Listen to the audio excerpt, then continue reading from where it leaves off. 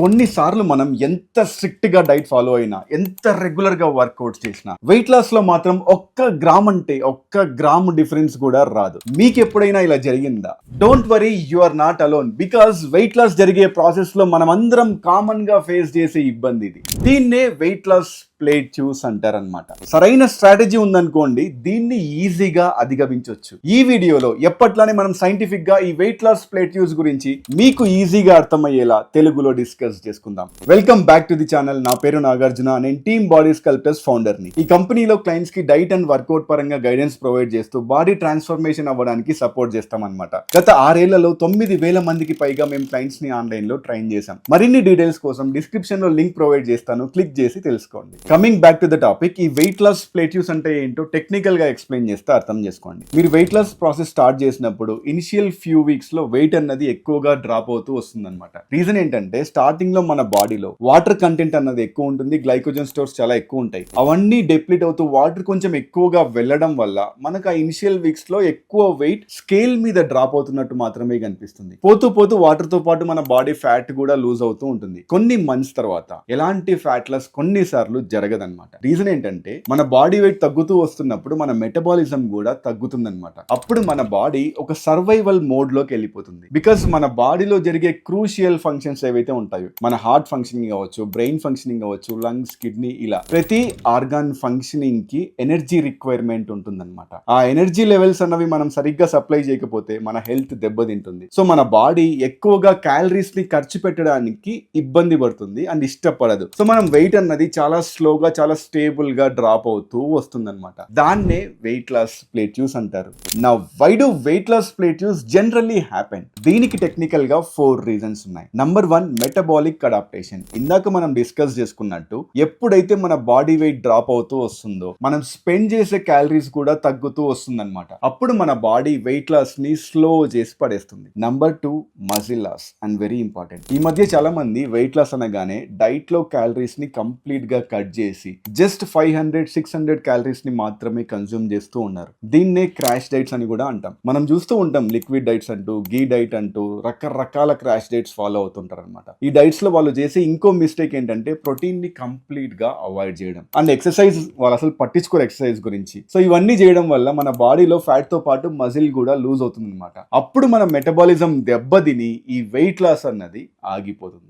Number 3, calories miss calculation. కొన్నిసార్లు మనం ఏం చేస్తాం, అరే చిన్న బయటే కదా, చిన్న చాక్లెట్ తిన్నాం, లేదా కుక్ చేసుకునేటప్పుడు ఎక్కువ ఆయిల్ ని యూజ్ చేయడం, లేదా వీకెండ్స్ ఫ్రెండ్స్ తో కలిసి బయటికి వెళ్ళి పార్టీస్ చేసుకోవడం, ఇలాంటివి చేసినప్పుడు కూడా మన ఓవరాల్ క్యాలరీస్ ఏవైతే డెఫిసిట్ లో పెట్టుకొని ఉంటామో ఫ్యాట్ లాస్ కోసం, అది కాస్త మెయింటెనెన్స్ దాకా వెళ్ళి మనం ఎటువంటి వెయిట్ లాస్ ని పొందమన్నమాట. Number 4 and very important, hormonal fluctuations. ఈ వెయిట్ లాస్ ఫేస్ లో ఉన్నప్పుడు especially ghrelin and leptin hormone levels fluctuate అవుతూ ఉంటాయి. ఆ టైంలో కూడా మన మెటబాలిజం మీద ఇంపాక్ట్ పడి వెయిట్ లాస్ అన్నది స్లో డౌన్ అవ్వడమో లేదా స్టేబుల్ గా ఉండడమో జరుగుతుంది. ఇప్పుడు మనం మెయిన్ టాపిక్ లోకి వెళ్ళిపోదాం. ఒకవేళ వెయిట్ లాస్ ప్లేట్యూస్ గనక హిట్ అయితే దీన్ని ఓవర్కమ్ చేయడానికి మనం ఎలాంటి స్ట్రాటజీస్ ని ఫాలో అవ్వాలి? దీనికి నేను ఒక 5 స్ట్రాటజీస్ చెప్తా, మీకు ఏది సూటబుల్ అనిపిస్తుందో అది ఫాలో అవ్వండి. Strategy number 1, reassess your calories. మీరు వెయిట్ లాస్ స్టార్ట్ చేసినప్పుడు మీరు 80 kgs ఉన్నారనుకోండి, అప్పుడు మీరు ఏదైతే క్యాలరీస్ ని ఫాలో అయ్యి ఉంటారో, మీరు వెయిట్ డ్రాప్ అవుతున్న కొద్దీ అదే క్యాలరీస్ మీకు డెఫిసిట్ లో ఉండవన్నమాట. అది మెయింటెనెన్స్ లోకి వెళ్ళిపోతుంది. బికాస్ మీ బాడీ వెయిట్ తో పాటు మెటబాలిజం కూడా తగ్గుతుంది కాబట్టి. సో అప్పుడున్న కరెంట్ వెయిట్ కి తగ్గట్టుగా మీరు క్యాలరీస్ ని కొంచెం తగ్గించుకుంటూ మెయింటైన్ చేస్తే ఆ వెయిట్ లాస్ అన్నది కొంచెం స్పీడప్ అయ్యే అవకాశాలు ఉంటాయన్నమాట. Number 2,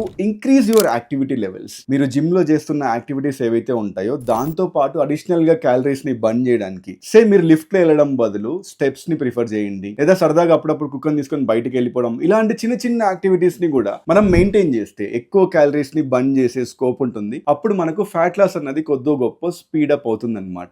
number 3, prioritise on protein and strength training. Protein ఎక్కువగా ఉన్నప్పుడు, మీరు వెయిట్స్ ఎక్కువగా లిఫ్ట్ చేసినప్పుడు మనం మజిల్ ని బిల్డ్ చేసుకునే స్కోప్ ఎక్కువ ఉంటుంది అనమాట. మన మజిల్ బిల్డ్ అయినప్పుడు ఆటోమేటిక్ గా మన మెటబాలిజం అన్నది ఇంప్రూవ్ అవుతుంది. సో మనం ఎక్కువ క్యాలరీస్ ని ఖర్చు పెట్టినప్పుడు వెయిట్ లాస్ కూడా స్పీడప్ అవుతూ వస్తుంది. Number 4, change your training stimulus. మీరు ఒకవేళ జస్ట్ వెయిట్ ట్రైనింగ్ మాత్రమే చేస్తున్నారు అనుకోండి, కార్డియో యాడ్ చేయండి. మీరు ఒకవేళ ఫంక్షనల్ ట్రైనింగ్ మాత్రమే చేస్తున్నారు అనుకోండి, స్ట్రెంగ్త్ ట్రైనింగ్ కూడా యాడ్ చేయండి. ఇలాంటి షాక్స్ ఇచ్చినప్పుడు మన బాడీ ఆ మెటబాలిక్ అడాప్టేషన్ ని బ్రేక్ చేసుకొని తిరిగి వెయిట్ లాస్ అవ్వడానికి సపోర్ట్ చేస్తుంది. Number 5, diet breaks. మీరు డెఫిసిట్ లో నుంచి ఒక 1 మంత్ వరకు బయటికి వచ్చేసేయండి. క్యాలరీస్ ని ఇంక్రీజ్ చేయండి, ఎస్పెషల్లీ ఫ్రమ్ కార్బోహైడ్రేట్స్. అప్పుడు మన హార్మోన్స్ అన్నవి తిరిగి రీసెన్సిటైజ్ అయ్యి మన వెయిట్ లాస్ అన్నది తిరిగి అవ్వడానికి సపోర్ట్ చేస్తుంది అనమాట. సే ఫర్ సపోజ్ ఇప్పుడు మీరు మెయింటెనెన్స్ నుంచి ఒక 500 క్యాలరీస్ డెఫిసిట్ లో పెట్టుకున్నారనుకోండి, సే 2000 నుంచి మీరు 1500 క్యాలరీస్ కి వచ్చేసి అక్కడ డైట్ మెయింటైన్ చేస్తూ వస్తే, ఈ డైట్ బ్రేక్స్ టైంలో ఈ మెయింటెనెన్స్ లో ఉండండి, లేదా మెయింటెనెన్స్ కంటే కొంచెం ఎక్కువ తినండి. సే 2000 ఆర్ 2300 క్యాలరీస్ ఇలా పెట్టుకొని